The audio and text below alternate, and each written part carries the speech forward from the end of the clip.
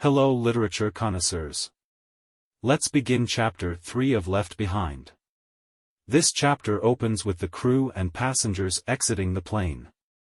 Since the landing was an emergency one, they could not disembark at a terminal and needed to use the chutes.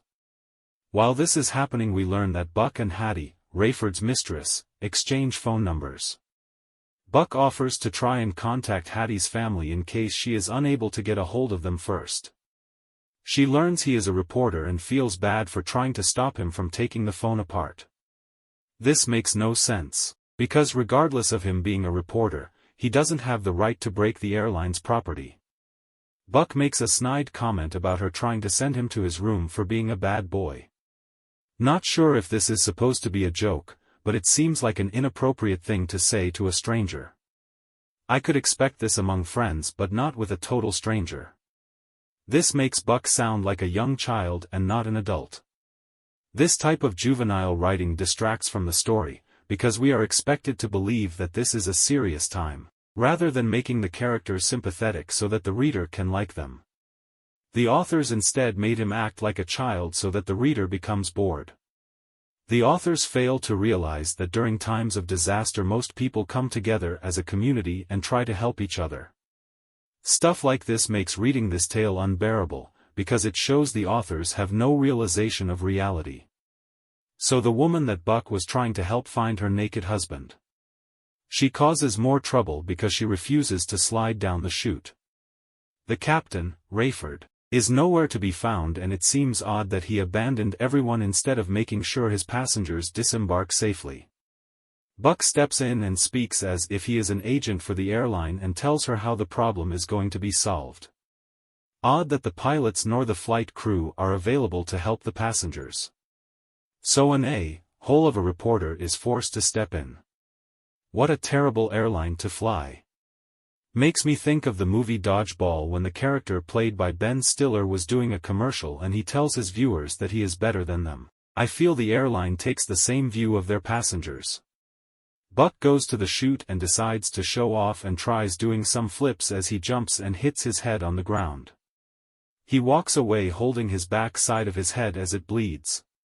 Not something I can really see someone doing, especially since he described he was in a hurry and that there would be a long wait at the airport terminals. The fact that he may have a concussion or that he's bleeding are never mentioned again.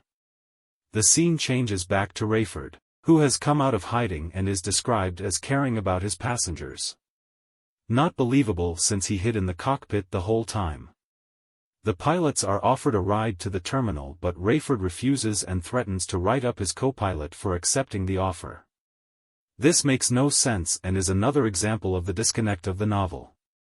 He is in no position to be threatening anyone after hiding during the disaster and forcing other passengers to help other passengers. They finally enter and Rayford describes the interior of the airport as being like a prison.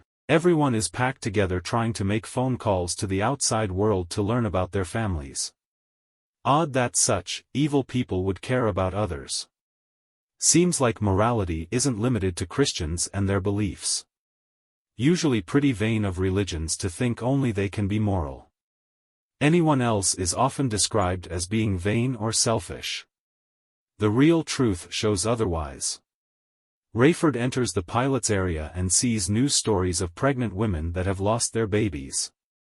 One was about a woman that was just seconds away from delivering when the baby vanished. Her husband was videotaping the delivery, and when the baby vanished he asks his wife questions like, "How do you feel?" She becomes belligerent with her husband and makes comments about divorce. This scene is another example of the author's divorce with reality. I would believe the parents would be more engaged in consoling themselves and asking the doctors about what happened, and not trying to play reporter for the television station. There are a couple of other news stories of people vanishing and no one has any clue what is going on, except Rayford. There was a Christian school in Indonesia, where everyone, except one soccer player, vanished. So the boy seems to have been past the age of accountability, and as a result of being the only person left behind, he committed suicide. A bit far-fetched that he'd be the only one, but okay, let's go with the shock value. Rayford gets a chance to use a phone and he calls his answering machine and hears a call from his daughter that sounds as if it was after the rapture.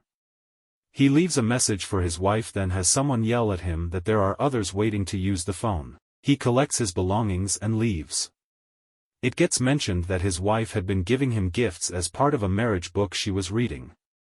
It was never specified, but it sounds like it might be the Love Dare book. She left him a large envelope, but he never opened it. Rayford finds a helicopter to drop him off at his house and he gets Hattie to go with him.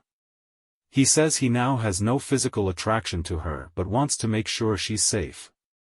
As they climb in, Hattie tells him that she saw medical staff working on his co-pilot from before. We get hearsay accounts of what might have happened, but it is implied that he committed suicide by slitting his wrists.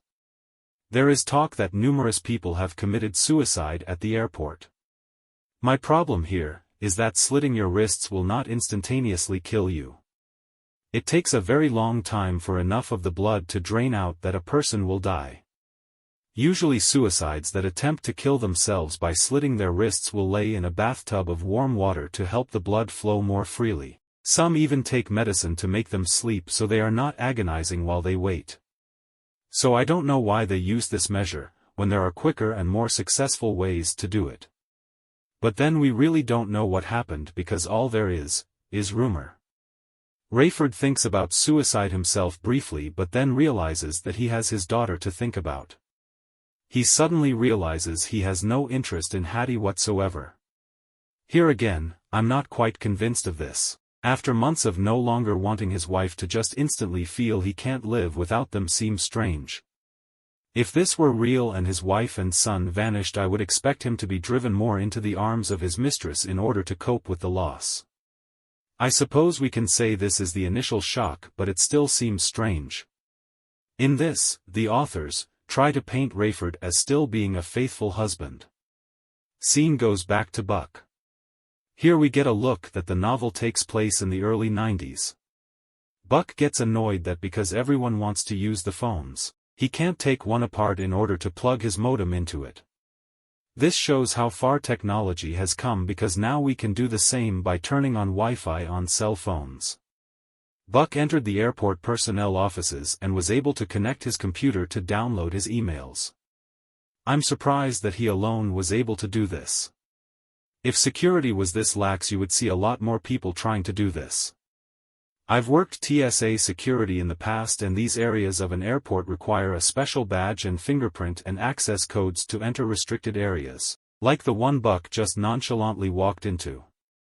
Buck has a couple of emails from his boss. One was addressed to all staff of the newspaper Buck works for. The second was for him only. The general email states that very few of the reporters that fork for the newspaper have vanished. He tells them to relax and take their time to try and come up with stories of what happened. In the special email for Buck, his boss somehow knows that Buck hasn't vanished. He tells Buck to ignore the previous email because he wants Buck to head up a special investigation into the disappearances. His boss goes on to say there's a meeting in New York of American Jewish leaders that are up to something. It gets mentioned that they may be trying to rebuild the temple in Israel. Odd that the Israelis are not the one to be initiating this. Without Israel consenting, the American Jews have no say in what gets built in Israel. There is a brief mention of a Carpathian man that seems to be respected by a lot of people, even the Israeli scientist that made the fertilizer. His boss makes a comment about tabloids and asks that Buck let him know that he hasn't vanished. This ends Chapter 3. Next time we start Chapter 4 as they continue to divorce themselves from reality. See you.